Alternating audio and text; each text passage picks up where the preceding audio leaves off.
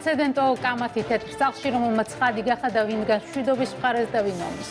რა პერსპექტივა აქვს ომის დასრულებას და ჩვენ რა გზა გავიარეთ მშვიდობის დასაცავად მსჯელობთ იმედი ლაივში. სკანდალურმა პარასკევმა მთელ მსოფლიოს დაანახა, რამდენად რთულია ტრამპის სამშვიდობო მისია, რამდენად მძლავრია ომის მოსურნეთა ძალისხმევა, არაფრით დაუშვან ცეცხლის შეწყვეტა, თუნდაც ეს ყოველდღიურ მსხვერპლს და ნგრევას ნიშნავდეს. რამდენად ახლოს არის სამყარო მესამე მსოფლიო ომთან კატასტროფასთან, რომლის თავიდან არიდებას ამერიკის პრეზიდენტი ცდილობს. და მძიმე ფონზე ჩნდება კითხვაც, რა ცდილობს ზელენსკი, საერთოდ რატომ მოითხოვა ასე დაჟინებით ვაშინგტონში ჩასვლა, თუ მინერალების შეთანხმების ხელმოწერა უფრო ადრე და ამ ვიზიტის გარეშე შეიძლებოდა. რატომ გადაწყვიტა ვიცე-პრეზიდენტთან დიპლომატიის არხზე დებატების მოწყობა და ოვალური კაბინეტის გადაქცევა კომედიანტის ასპარეზად. რაც არ უნდა ყოფილიყო ჩანაფიქრი, თუ დავალება გათვლა მცდარი აღმოჩნდა. უკრაინის პრეზიდენტმა, როგორც ილონ მასკმა დაწერა, ამერიკელი ხალხის წინაშე თავი გაინადგურა. ტრამპმა ზელენსკი თეთრი სახლიდან გააგდო, მედია წერს, რომ განიხილება კიევისთვის სამხედრო დახმარების სრული შეწყვეტა. ვაშინგტონი ახლა ელოდება ბოდიშს, რადგან შეერთებული შტატების სახელმწიფო მდივნის თქმით, სტუმარმა მათ დრო დააკარგვინა, შეხვედრა კი ისევ საკუთარი თავისთვის აქცია ფიასკოდ. ამის დასტურად ბევრ კრიტიკულ შეფასებასთან ერთად შეგვიძლია მკვეთრად პროუკრაინული პოზიციის ცნობილი სენატორ ლინდსი გრემის სიტყვები გავიხსენოთ, რომ ამერიკელების უმეტესობამ დაინახა ადამიანი, რომელთანაც არ სურთ საქმის დაჭერა. ზელენსკი ან უნდა წავიდეს, ან უნდა შეიცვალოს. ზელენსკი ამას გვიან მიხვდა თეთრი სახლის დატოვების შემდეგ მადლობებს იხდიდა. ტრამპმა თქვა, რომ უკრაინის პრეზიდენტს მაშინვე სურდა დაბრუნება, მაგრამ ეს უკვე შეუძლებელი იყო დაბრუნდეს, როდესაც მზად იქნება მშვიდობისთვის. ასეთია პრეზიდენტის ბოლო სიტყვა.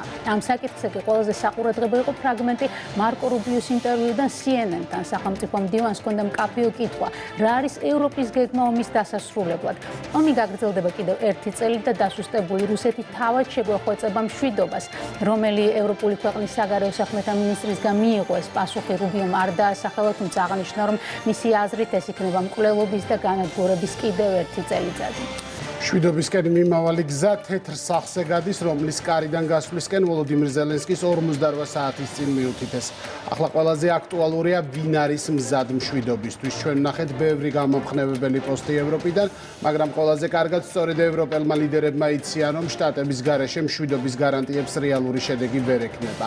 დღეს ლონდონში გამართულ შეხვედრაზე სწორედ ამ მიმართულებით მსჯელობდნენ. გეგმას ახლა შეიმუშავებენ, მაგრამ ის შტატებთან უნდა შეთანხმდეს, თქვა სამიტამდე ბრიტანეთის პრემიერმა. პრესაში კი ანონიმ ბრიტანელ დიპლომატებზე დაყრდნობით დაიწერა, რომ პრემიერ-მინისტრი თავს მოუყრის ხალხს, ანუ ევროპელ ლიდერებს და თავაზიანად ეცდება, რომ მათ გააცნობიერონ, რომ ქალაქში მხოლოდ ერთი მოლაპარაკებებია და ეს პრეზიდენტი ტრამპისაა.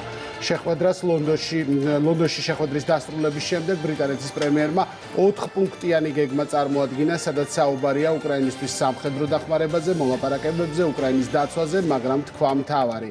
გეგმა შტატების ჩართულობის გარეშე არ გამოვა და ის შტატებთან ერთად შემუშავდება. შესაბამისად, ვოლოდიმირ ზელენსკის ახლა მოუწევს გააცნობიეროს, რომ მას ყველაზე მეტად ამერიკიდან მხარდაჭერა ესაჭიროება, რომელიც შეიარაღებასა და თანხებს მოიცავს და არა სხვადასხვა პოლიტიკოსების გულმხურვალე სტატუსები, რომელიც უკრაინელ ხალხს ამ ომში ვერ დაეხმარება. დაძაბულობის განმუხტვის რეცეპტი, ანუ ბოდიში, რომელიც უკრაინის პრეზიდენტს ვაშინგტონიდან გზად დააწიეს, ევროპაშიც გაუმეორეს. ზელენსკის მოუწოდებენ, რომ მიპოვოს გზა ტრამპთან ურთიერთობის აღსადგენად, სხვაგვარად უკრაინაში მშვიდობა ვერ იქნება. ახლა უკრაინის პრეზიდენტს ყველაზე ნაკლებად აქვს იმის ფუფუნება, რომ ამერიკულ მხარდაჭერაზე უარი თქვას. თეთრი სახლის ოვალურ კაბინეტში გათამაშებული სცენა ქართულ ოცნებაში შეფასდა როგორც გადამწყვეტი ფაზა ომის პარტიის მშვიდობის მოსურნე ძალების ბრძოლაში. პრემიერ-მინისტრი იმეც გამოთქვას, რომ ეს ბრძოლა მშვიდობის გამარჯვებით დასრულდება, რაც ნიშნავს, რომ უფრო ნაკლები უკრაინელი სიცოცხლე გაიწირება და რეგიონიც დამშვიდდება. ირაკლი კობახიძის თქმით დამტკიცდა, რომ შეერთებული შტატები და გლობალური ომის პარტია ორი სხვადასხვა მოცემულობა, ტოლობის ნიშნის დასმას კი ამ წლების განმავლობაში მხოლოდ ჩვენი ოპონენტები ცდილობდნენ, აღნიშნა პრემიერმა. ოცნების ოპონენტები ახლა ანტიამერიკული კამპანიის მედროშეები არიან. ისინი მიცდენ ნახევრის წინ ვაშინგტონში გადაღებული სელფებით კეკლუცობ და ინაუგურაციის გვერდით დარბაზიდან, ქუჩიდან თუ სპორტული დარბაზიდან პოზირებდა სოციალურ ქსელში. დღეს ტრამპს მძიმე შეურაცხყოფას აყენებს, პრეზიდენტს ამერიკელი ხალხის სირცხვილს უწოდებენ. რადიკალების ერთსულოვნებას ჭრილს მხოლოდ მათი სათაყვანებელი ჯო უილსონის ბუნდოვანი პოზიცია აყენებს. დაწერა წაშალას ჟანრიდან კონგრესმენმა ჯერ ზელენსკისთან ერთად გადაღებული ფოტო და სოციალურ ქსელში. სკანდალის შემდეგ პოსტი წაშალა, შემდეგ ისევ დაწერა. დონალდ ტრამპმა თავისი ქმედებებით აჩვენა, რომ მხარს უჭერს უკრაინას. იმ ფონზე, რომელიც ახლა ომთან დაკავშირებით ვითარდება, იმ ფონზე, როდესაც მკაფიოდ ჩანს მშვიდობის მომხრეების და მოწინააღმდეგეების სილუეტები, ზუსტი დროა გავიხსენოთ რა გზა გავიარეთ მშვიდობის შენარჩუნებისთვის და იმისთვის, რომ არ ჩავთულიყავით გამანადგურებელ ომში. აღარ შეგახსენებთ უგულავა ლომჯარია ჯაფარიძე გიგაურის საჯარო განცხადებებს, რომ ომი მოსულა ბომბების წვიმა მშვიდობას ჯობს და მრავალი სხვა. ახლა სწორედ ის დროა, როდესაც ფაქტების ზედაპირზეა და პროცესის დირიჟორები კარგად ჩანან. პარლამენტის თავმჯდომარე იხსენებს, რომ 2022 წელს ირაკლი ღარიბაშვილის განცხადებიდან რამდენიმე დღეში, კერძოდ 28 თებერვალს, თბილისში დაბრუნებული ამერიკის ელჩი კელი დეგნანი დახურულ შეხვედრაზე დაჟინებით ითხოვდა საქართველოს რუსეთის წინააღმდეგ სანქციებს მიერთებოდა. წინააღმდეგ შემთხვევაში საქართველოს არჩევანი ბნელი მხარე იქნებოდა.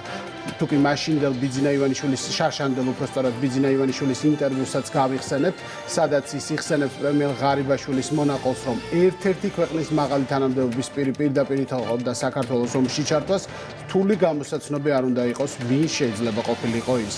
და თუ ფაქტებს თანმიმდევრობით დავალაგებთ, მოულოდნელად კონტეინერით ჩამოსული სააკაშვილი, უკრაინიდან მოთხოვნების სახელმწიფოს მიერ ომში მოხალისეების გაგზავნაზე, ოპოზიციის ყიჟინა, მოწოდებები უკრაინისთვის ჯაველინების გადაცემაზე, უარის შემდგომ უკრაინის ელჩის დემონსტრაციული გაწვევა, დანილოვის და სხვა უკრაინელი მაღალჩინოსნების მოწოდებების სისხლში შეყიდებაზე, ოპოზიციის პეტიციები 3 წლის განმავლობაში, ევრორეზოლუციები ქვეყნისთვის დამანგრეველ სანქციებზე, ბუქარის და შანტაჟის პოლიტიკა მთლიანობაში კრავს საერთო სურათს. საქართველოს ომს გადაურჩა. პროცესების რადიკალიზაციის მცდელობა საქართველოში არ შეჩერებულა. მართლ გუნდში ღიად აცხადებენ, რომ შეერთებული შტატების მიერ დაფინანსების შეჩერების შემდეგ კოლექტიური ნაცმოძრაობის მხარდასაჭერად თანხები ახლა ევროპული ფონდებიდან ირიცხება. ევროკავშირმა ახალი 1,5 მილიონიანი პროგრამაც დაამტკიცა. ოფიციალური მიზანი სამოქალაქო საზოგადოებასა და სხვა დაინტერესებულ მხარეებს შორის კავშირების გაძლიერება.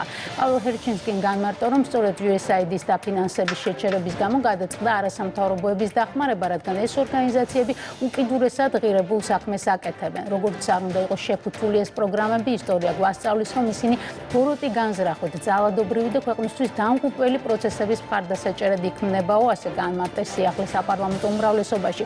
უფრო დიდ სურათში არასამთავრობო ორგანიზაციების რეალურ ფუნქციაზე მსჯელობს ილონ მასკი, NGO-ები ჯოჯოხეთია, მარტივი იდეებით და თაღლითური სქემებით მილიარდებს აკეთებენ.